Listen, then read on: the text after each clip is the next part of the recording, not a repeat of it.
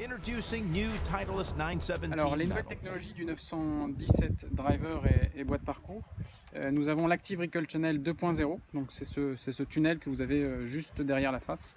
La différence avec l'ancienne version de l'Active Recall Channel, sur chaque côté du driver, la face est beaucoup plus, le tunnel est beaucoup plus fin, ce qui permet sur les frappes surtout qui sont décentrées, d'avoir beaucoup moins de backspin et beaucoup plus de vitesse de balle.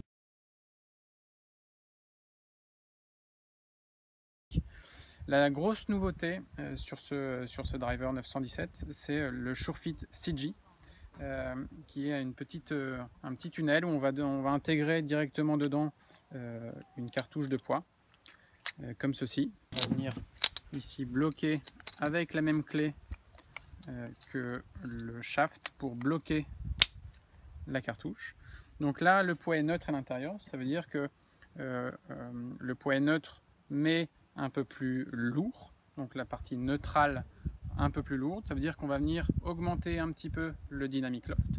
A l'inverse, si on met un poids neutral mais plus léger, on va venir fermer le dynamic loft, ce qui fait qu'on aura une trajectoire plus tendue et moins de backspin.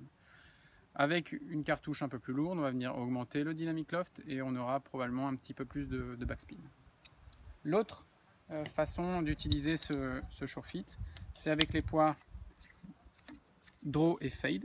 Donc là, je vais prendre exactement le même poids, donc 14 grammes, mais en version draw ou en version fade, en fonction du sens dans lequel on va positionner la cartouche de poids. Là, ici, je vais la positionner en draw. Je vais venir la serrer avec la petite vis de serrage, pareil.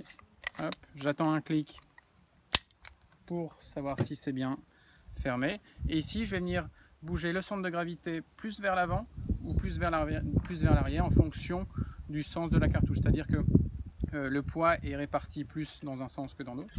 Et ici, je vais venir bouger le centre de gravité à l'intérieur de la face pour ouvrir ou fermer un peu plus la face, pour avoir un peu plus de fade ou un petit peu plus de draw.